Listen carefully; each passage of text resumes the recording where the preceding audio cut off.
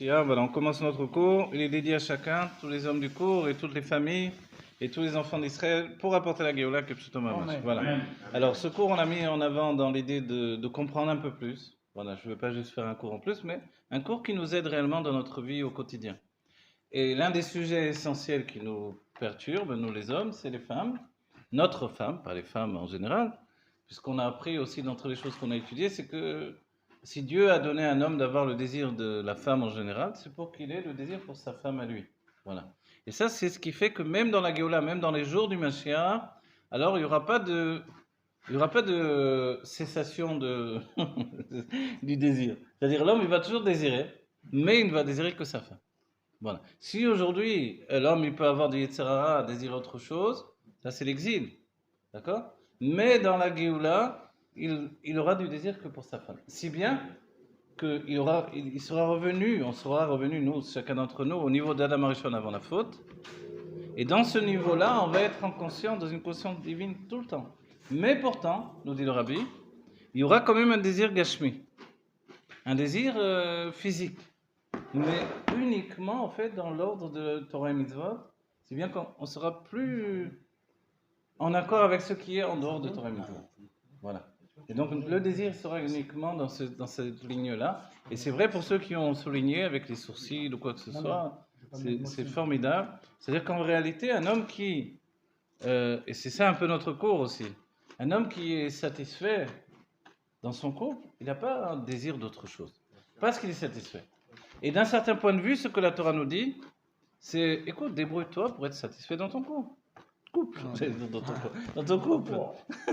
Parce que c'est ça, et c'est ça la discussion qu'un homme doit avoir avec une femme. Sous-entendu même, selon les sages, et on va dire les Talmidei Chachamim de la génération, donc les Ravanim même de la génération, que on peut plus faire comme auparavant, ne s'unir avec sa femme que le Shabbat, et que si... Non, l'homme il est trop tiraillé par l'extérieur, il est trop en rapport avec un monde qui va lui montrer 100 milliards de femmes tous les jours, dans les réseaux sociaux, dans les trucs, etc. Donc, un homme au contraire, il faudra beaucoup plus qu'il s'unisse avec sa femme que dans les siècles passés. Mais on va se dire, alors on ne sera jamais des tzadikim. Nous sommes une nouvelle sorte de tzadikim d'un certain point de vue, mais il vaut mieux savoir qui je suis et ne pas chuter que de faire le beau et chuter. Voilà, d'accord? Dans ce cas, ça ne me rappelle plus bien. Ok? Ça, c'est très important. Ok, pour chacun d'entre nous. Donc, l'Echaim et l'Evracha, vraiment une grande atzlacha pour chacun. Et sachez que si Dieu a donné du désir, c'est pour ça exactement. Voilà. Et le but d'une vie, c'est pas que l'homme il s'en aille chercher ailleurs.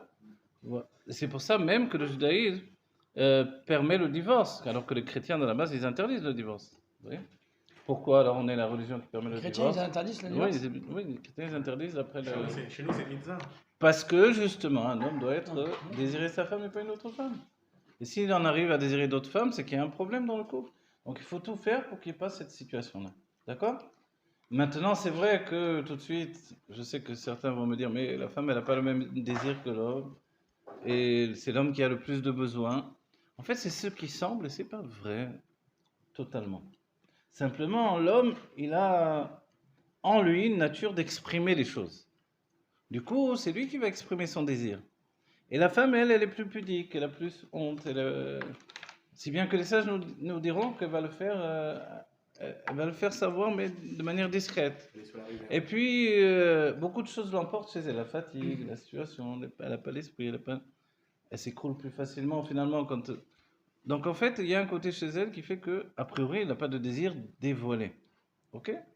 Mais quand l'homme il dévoile son désir dévoilé, quitte à le dire ouvertement, d'accord, pour pas qu'il y ait de malentendu, alors finalement, la femme, sans l'affirmer de manière très puissante, en fait, elle a aussi du désir. Et le fait que lui la désire, pour elle, c'est bien. C'est ce que Dieu veut. Si bien que les sages nous diront que, et ça c'est écrit dans la Gemara, le Shlom Bait, vous voyez le terme, l'idée de la paix dans la maison, on dit que c'est justement parce qu'il y a l'union dans le couple. Et les couples qui ont arrêté de s'unir pour diverses raisons, ça ne peut pas aller dans leur vie. C'est pas vrai. Ou alors l'homme il n'est pas constitué normalement, ni la femme d'ailleurs. Et ça, c'est un problème, je ne sais pas, de maladie ou de ci ou de ça. Ok. Mais normalement, un homme normal, c'est normal qu'il a du désir pour sa femme et qu'il a besoin d'aller avec elle. Si bien que je vais vous dire, moi, ça m'est arrivé plus d'une fois de recevoir, donc d'essayer d'aider des couples, etc., où ça battait un peu de l'aile, comme on dit. On est obligé de parler de ça, quoi. Le judaïsme, c'est pas une religion où on se... Non, on parle très clairement des choses, quoi. Donc, s'il n'y a plus d'union intime, ça peut pas aller bien. Et pour aller jusqu'au bout, parce qu'il y a des cours pour les hommes spécifiquement, on va dire, si ce cours est spécifiquement pour les hommes, on va dire, ok, un homme, il doit apprendre avant tout à donner du plaisir à sa femme. Une femme qui n'a pas son plaisir, elle commence à haïr son mari, d'accord?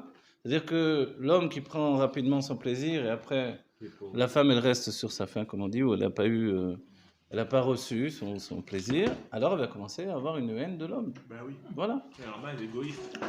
Et ça, c'est naturel.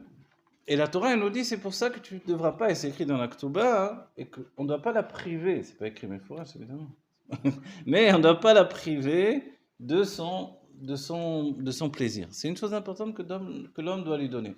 En son temps, c'est-à-dire au moment du mikvé, et en dehors de ce temps-là également, dans des temps particuliers. C'est bien de s'unir le Shabbat, évidemment, même Rosh Chodesh, c'est bien aussi. Les jours de fête, quand c'est permis ou c'est interdit d'après le Harizal, ça, chacun apprend. Mais ensuite, à chaque fois qu'on voit du désir chez sa femme. Et si l'homme dit, mais je vois jamais de désir chez elle, alors l'homme, lui, il ne doit pas avoir peur d'exprimer son désir, plus ou moins avec finesse, évidemment. Pas du genre, oh, j'ai envie. mais, mais en fait, elle a besoin aussi que l'homme exprime son désir. Et quand une femme voit que son mari la désire, eh bien, ça lui donne une bonne estime d'elle-même. Et c'est très important. Donc, en fait, tout ce cycle-là, c'est un cycle, comment on dit, un cercle vertueux, en fait. Voilà. Et il n'y a rien de mauvais là-dedans. Et c'est que du bonheur. Et c'est ce que Dieu a voulu. Parce que certains peuvent se dire, et vous savez même ce que j'ai entendu, je vais vous le dire.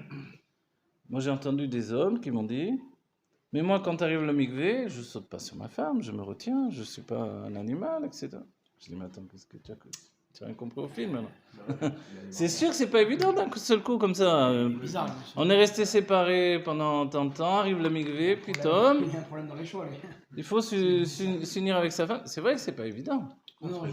C'est pas évident de changer tout à coup, quoi. On se touchait pas, on faisait tout pour pas. Et d'un seul coup. C'est pas un cours, on fait le switch. Alors voilà, si ça va bien, c'est super, mais il y a des hommes qui ont du mal avec ça. Parce que ils se sont. Voilà, parce qu'ils sont retenus, parce qu'ils ont eu la fierté. Et puis il y a un truc chez l'homme, c'est que comme il a l'impression que c'est que lui qui a du désir, donc ça le saoule aussi. Ça lui donne un peu comme ça. Ouais, ça le bloque. Ça lui donne un côté général boss. C'est toujours moi qui demande, c'est toujours moi qui désire. Oui, ça c'est. Ah, vous voyez, alors, en fait, ce côté-là, mais les sages nous disent, en fait, non, la femme, elle va jamais demander ouvertement, mon mari, j'ai du désir. Non, c'est une ça, question de sniout voilà. aussi. Voilà. Elle est pas structurée comme ça. Et les sages ont dit du départ, l'homme, c'est lui qui prend possession, c'est lui qui est un soldat, c'est lui qui est un vainqueur, c'est lui qui a besoin de séduire. L'homme. Et elle, dès qu'elle est petite fille, la femme, elle séduit pas, mais elle aime plaire. Voilà. Charmer, plaire, ça c'est la femme. Toute petite, elle se maquille, elle se met des roses, elle adore faire ça, la femme. Toute petite, une petite fille. Donc elle aime plaire, c'est comme ça, c'est dans sa nature. Mais séduire, ça c'est masculin. L'irvosh, on dirait en hébreu, je ne sais pas si c'est exactement. Séduire, c'est plus capturer presque même, vous voyez, au guerrier ou quelque chose comme ça. Mais en fait, c'est la nature de l'homme. Ok? Bon, maintenant, dans tout ça, évidemment, on va dire, ok, mais le couple, il faut qu'il tienne dans la longévité, on va dire. Il faut apprendre ce qui est permis, ce qui est interdit également dans l'union. Ça aussi, c'est des choses qu'on apprend. Ouais. Normalement, on les apprend avant le mariage, évidemment, pour préparer. Ça sauve un mariage. Ça sauve le mariage, c'est vrai. On On va pas le faire là en plein cours enregistré, etc. Mais en privé, si vous voulez, on fera ce qui est permis, ce qui est interdit. En fait. Il y a ce qui s'appelle effectivement des anagogues de Gdusha, des comportements de sainteté. Ces comportements de sainteté sont surtout adoptés quand on va donner naissance à un enfant. Le Tanya nous a averti auparavant, si on a étudié le Reshit Chochma avant le mariage, alors on est un petit peu averti de tout ça, c'est-à-dire que, et même les écrits du Harizal, qui nous disent qu'en fait, les vêtements d'expression de l'enfant viennent des pensées des parents au moment de l'union. Donc, quand on va s'unir pour apporter un enfant au monde, à ce moment-là, évidemment dans l'état d'esprit où on se prépare à ça, alors eh bien, on fera très attention, au contraire, on essaiera d'être le plus kadosh possible. Et tout au moins, si on ne peut pas être mon cher Abeno évidemment, mais au moins au moment où l'homme va donner sa semence, à ce moment-là, il fera attention, c'est le moment où la semence vient du cerveau du père. D'accord? Donc, comme elle vient du cerveau du père, oui, tu as raison, c'est interdit. C'est interdit de s'unir quand on est sous, oui. Un petit peu pour détendre l'atmosphère, ok. Mais sous complètement, oui. Alors là, ça devient interdit. Le gosse, il est avec le hockey. Arrête, tu enregistres là, ok? Alors, mais vous avez bien compris, compte tenu que ce que je pense, et même une chose incroyable, le Réchit Chochma ira de penser à l'image d'un tzaddik au moment où justement l'homme donne sa semence à la femme, parce que cette image va s'imprégner dans l'image de l'enfant qui va naître. Vous voyez, c'est important. Donc pour nous, si on pense à un tzaddik, celui qu'on veut, que ce soit Baba Salé, que ce soit le Rabbi évidemment, c'est important. Et ce que dit le Réchit Chochma, c'est que même l'union, elle est extrêmement sainte, et que comme tout, pour faire une mitzvah, il faut, on va dire, un objet. Le corps lui-même du juif, il est un objet, et même le membre de l'homme est un cli de Gdusha, un réceptacle de Gdusha pour faire ça. Donc on ne doit pas le voir de manière grossière, ça n'a rien à voir avec la réalité de la mitzvah. C'est pour ça qu'on est un peuple saint. Dans ces sujets-là, c'est très important, vous voyez. Mais on va dire, bon, mais ok, mais si je suis trop sérieux, moi, j'arrive pas à être en état de m'unir avec ma femme. Ce que dit l'homme, ok. On lui dit, ok, alors tu sais quoi, les préliminaires, tu te laisses un peu aller, effectivement, tu dois t'occuper de ta femme comme il faut, mais au moment, attention, où tu donnes ta semence, là, tu as une responsabilité. Si ton enfant, il devient, que Dieu préserve, un rebelle, c'est parce qu'à ce moment-là, tu ne l'as pas donné de la manière qu'il fallait. D'accord? Donc là, c'est notre responsabilité. Quand on se rappelle, et ça, ce qu'il nous dit sur Abraham Avinu, parce qu'on peut se dire, ok, mais si c'était mal parti, si les parents n'étaient pas religieux, si, et là, etc. Abraham Avinu, pour que cette âme immense descende dans le monde, il y avait des accusations incroyables. Les anges de l'accusation ne voulaient pas descendre, et les forces du mal ne voulaient pas descendre une âme, laisser descendre une âme comme ça, qui allait apporter la base du judaïsme, et on l'appelle le père de toutes les religions, dans certains points de vue. Ouais. Alors, pour ça, ça a été permis finalement que dans des conditions terribles, où les forces du mal se sont dit, avec ces conditions-là, il ne va jamais s'en relever. Sa mère était Nida. Ok. Donc ils se sont unis au moment où, je ne sais plus, il y avait d'autres trucs, mais le plus important, il est là. C'est que sa mère, au moment de l'union, elle était Nida. Ok. Donc a priori, c'est le pire, c'est-à-dire même des non-juifs peuvent avoir le sensibilité de dire au moment de Nida. Aujourd'hui, avec la médecine, on découvre que c'est très dangereux même. Parce que ça peut donner des maladies très graves à la femme, l'utérus, etc. Donc, mais les forces humaines n'avaient accepté que dans cette condition-là. Vous voyez? À la suite, vous savez, c'est que son père faisait Avodazara, son père faisait de l'Avodazara, etc. Donc, la plus mauvaise famille, les plus mauvaises conditions. On va dire, mais alors qu'est-ce qui va sortir de cet enfant-là? Il sortait quand même Abraham Avinu. Mais, il fallait que l'âme soit très élevée pour l'emporter sur les vêtements de l'âme, qui étaient très bas. Vous voyez? Donc, et le Hari dira qu'une âme très élevée, on le voit dans le Tanya, avec des vêtements très grossiers, elle peut ne pas s'en sortir. C'est pas facile. Vous comprenez? C'est-à-dire, il se peut que l'un d'entre nous, chacun d'entre nous, on ait des âmes très élevées, mais que si les vêtements sont plutôt grossiers, on chute.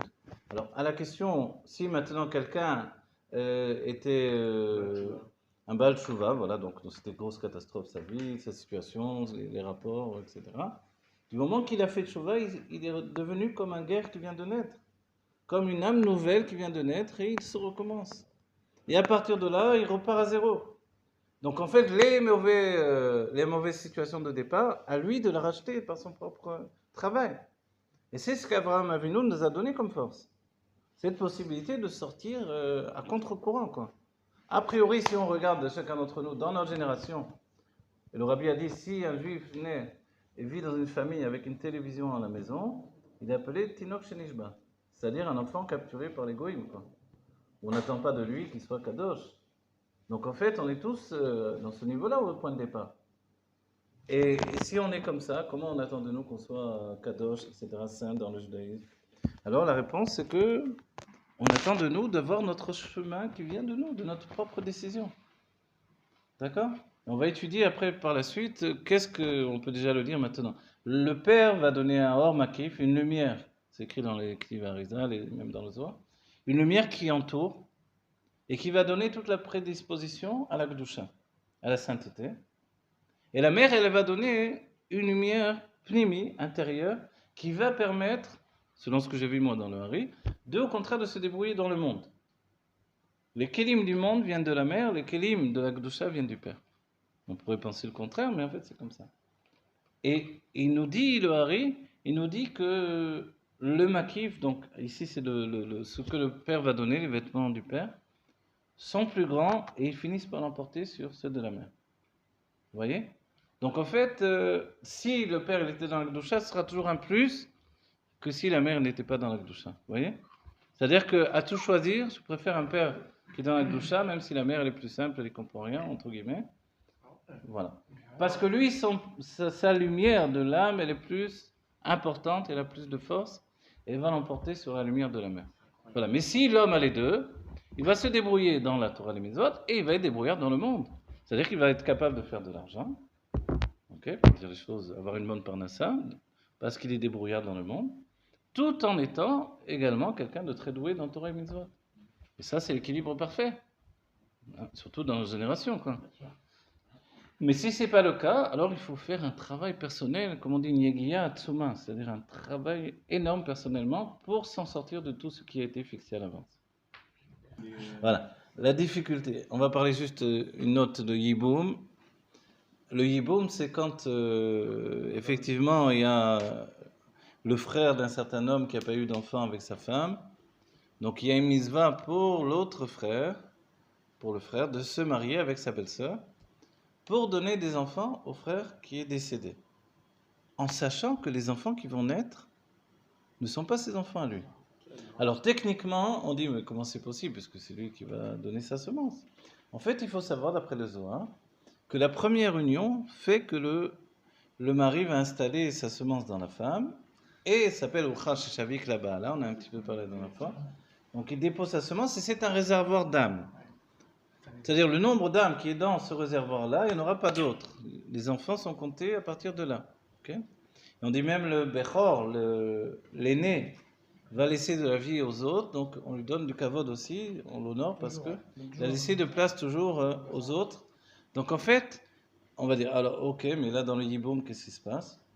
En fait, quand le frère va s'unir avec sa belle-sœur, dans les Dil et Mitzvah, il va actionner le réservoir d'âmes pour que les âmes qui sont à l'intérieur viennent au monde.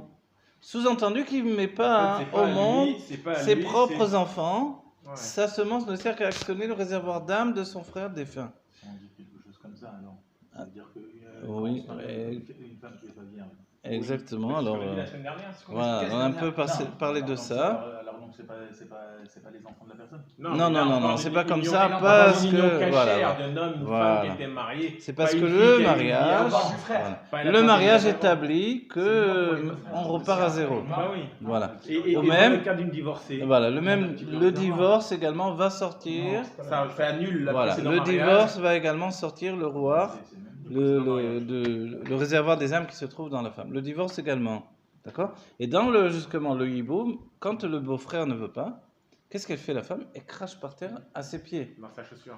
Et quand elle crache, elle va sortir le réservoir d'âme, l'âme de son frère, elle va le jeter à ses pieds. Mais il le faut elle lui dit, encore, certains le font, mais c'est très rare et faut vraiment. Pourquoi on le fait pas? Parce qu'il faudrait être très kadosh et là ça rejoint. Il y avait un tzaddik qui avait fait cette mitzvah-là. Et comme il avait peur d'avoir lui-même un plaisir personnel, etc., et qu'il voulait rester, il voulait rester dans la doucha de se dire, j'apporte des enfants à mon frère défunt, donc il a utilisé, il a utilisé justement un drap, c'était un tzaddik, pour se couvrir de ce drap, il a fait juste un trou pour passer son membre et s'unir avec sa nouvelle femme, donc qui est sa belle-sœur, et donner des enfants à son frère défunt parce que Il voulait justement pas avoir lui-même. Hein. Mais du coup, c'est devenu une sorte de caricature du juif religieux. Et évidemment, c'est pas comme ça qu'on s'unit avec sa femme dans le judaïsme, etc. Question, il doit être marié. La question, s'il était déjà marié, n'oubliez pas qu'à la base de la Torah, il peut avoir plusieurs femmes. Ah, ok. Donc il peut très bien être marié et prendre une nouvelle femme. De sa femme. Voilà. Et donc il le fera vraiment pour la mitzvah, parce que, etc. Donc en fait, c'est extraordinaire parce que dans ce moment-là, il actionne le réservoir des âmes qui se trouve. On a bien compris que quand une femme est veuve, le réservoir d'âme de son mari, c'est quoi ce réservoir d'âme? C'est l'âme de son mari en fait. C'est Chesed, Gvura, Tiferet, Netza, Od, Yesod, que le mari va donner à sa femme lors de la première union, ça va rester chez elle. Et même si le mari est au Gan Eden, même si une part de son âme s'est réincarnée déjà, ça reste avec elle. C'est incroyable, c'est un truc extraordinaire. C'est dingue. C'est une folie. Oui. Et ça, c'est une union, on découvre que l'union d'un couple, c'est éternel. C'est extraordinaire. Okay. Voilà. Le rabbi dit d'étudier Chovat Levavot avant le mariage, entre autres, et réciproquement.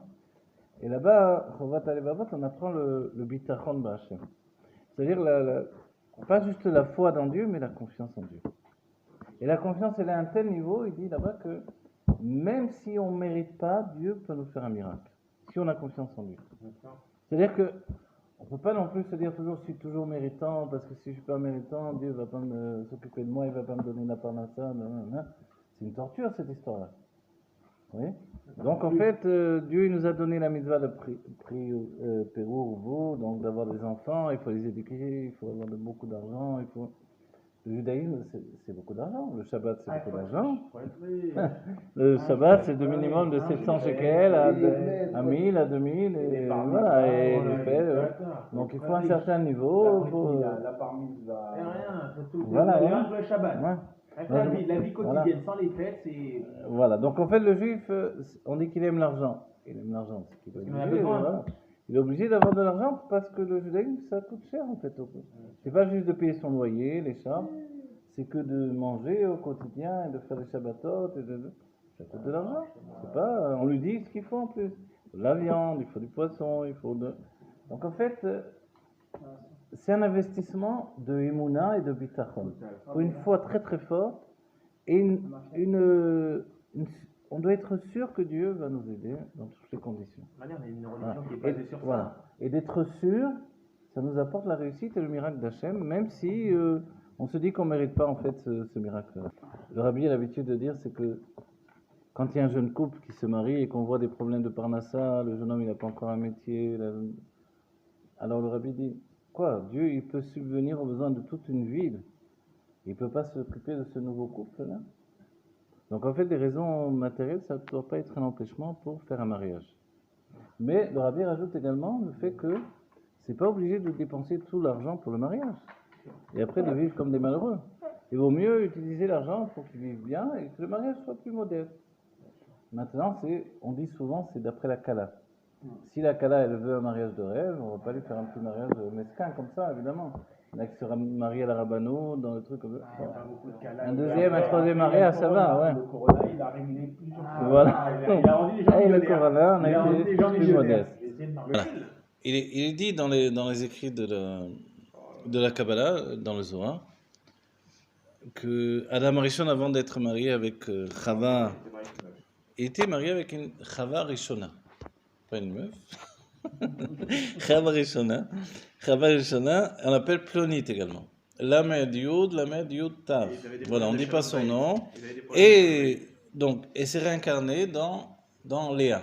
C'est pour ça que Yaakov, qui était la réincarnation de Adam Rishon, ne voulait pas se marier avec Léa, mais avec Rachel, qui était par rapport à Chava Shnia, la deuxième que nous on connaît. Mais la première, elle s'appelait Chaya plus que Chava, en fait, d'un certain point de vue. Et elle tirait la vitalité de Adam Rishon, parce qu'elle était spirituelle. Il ne vivait pas dans un monde matériel, il n'avait pas de matière, en fait, au départ. C'est seulement après la faute qu'on a eu la conscience de la matière. Donc, en fait, dans ce monde spirituel, comme lui, c'était un mashpia, sa nature, c'était de donner la vie à la vie, quoi, en général, de tous les hommes. Donc, elle a tiré de lui le maximum. Et on dit que c'était la femme du Nachash, en fait, ensuite. du serpent. Et que on dit, bon, ben, c'est terminé. Les goïms, ils aiment bien ces histoires parce qu'ils le continuent dans des trucs, je sais pas quoi. Mais les sages, et dans le Zohar on en parle, ça ne veut pas dire qu'elle a terminé son travail. Elle peut venir la nuit chez les hommes qui ont eu des mauvaises pensées dans la journée, qui ont eu du désir de femme. Ou justement, c'est pour ça que c'est important qu'un homme, il vaut mieux qu'il aille voir sa femme et se fasse la honte. Il lui dit, écoute, moi j'ai du désir, c'est dangereux que je reste comme ça. C'est un peu la honte. Ça devrait pas. On a honte. Mais on a honte parce qu'on est des êtres humains, mais ça devrait pas être humain. Moi, je vois pas la honte dans ça. Ah, d'accord. Ok, mais quoi qu'il en soit, la femme elle va réagir, je suis fatigué, je suis tout machin. Donc voilà. Mais l'homme, il va lui signaler que c'est important pour lui. Ben oui, voilà. Mais c'est perçu souvent comme. Qu'est-ce qui est chiant? Quand toi tu désires, des fois Voilà, ouais. Voilà, le mot de la fin de ce cours. Même si le cours n'est pas très très long, on a eu des discussions autour du cours, voilà, plus intimes, etc., pour régler les problèmes entre nous. Non, voilà, ce qui est important, évidemment, l'homme doit donner, il est dit dans la choupa, le fait que la femme ne doit manquer de rien dans ses vêtements, dans sa nourriture, et également dans sa jouissance. Voilà. Donc l'idée que la femme n'a pas trop de désir, c'est une fausse idée, mais seulement elle n'exprime pas comme l'homme. Et l'homme doit se dire que le fait qu'il ait du désir, c'est normal. Et le fait qu'il exprime envers sa femme, c'est aussi normal. Et c'est comme ça qu'il se protège de toutes les autres femmes. Et on va citer le fait que les sages ont dit que quand un homme se marie avec une femme, ça s'appelle les kiddushim. Et quand on dit kadosh, ça veut dire mouvdal, séparé de toutes les autres femmes. Voilà. En fait, en se mariant avec celle-là, il s'est séparé de toutes les autres femmes. Et ça, c'est important. C'est comme s'il avait divorcé de toutes les femmes du monde pour se marier avec celle-là. Donc, c'est-à-dire que maintenant, son énergie, son désir, il doit être dirigé vers cette femme. Donc, un homme normal, il ne peut pas vivre sans désir, sans pulsion humaine, etc., que Dieu a mis dans l'homme pour qu'il apporte des enfants et pour qu'il apporte le shalom bayit également, un mouvement de vie dans son couple. Donc, il ne faut pas en avoir honte, outre mesure, etc. L'homme, c'est plus exprimé, mais la femme, c'est plus caché. Et finalement, c'est ça le shalom bayit. C'est que quand il n'y a pas finalement l'union intime, et là je précise entre nous, c'est que l'union intime, c'est pas juste l'union, c'est qu'il y a une intimité qui est partagée. Et ce moment d'intimité, il est spécial, il est sacré, c'est quelque chose qui est au-delà de... Personne ne peut connaître ça que le couple lui-même. D'ailleurs, c'est pas juste l'union, alors qu'on est des machines à faire une pulsion, etc. Non, c'est que finalement, il y a une intimité qui est partagée tellement profonde, tellement forte, que ça, finalement, on ne l'a dévoilé qu'à cette femme-là, qu'à ma femme. Et ça, c'est sacré. C'est ça le côté sacré du mariage que chacun doit prendre en compte. Et c'est pour ça qu'on doit savoir ce qui est permis, ce qui est interdit, et s'unir selon les règles de la Torah pour que ça soit Kadosh, Kodesh, à Kodashim. Comme on dit, la chambre des parents, c'est le Kodesh à Kodashim. Pour apporter des neshamot, des âmes dans la pureté pour les générations. Voilà, les chaim et les bracha, que du bonheur, qui est vraiment que du bonheur pour tous les couples, pour l'éternité, qu'on apporte la Géoula, Métiv Vashlema, Terefom Yam Mamash.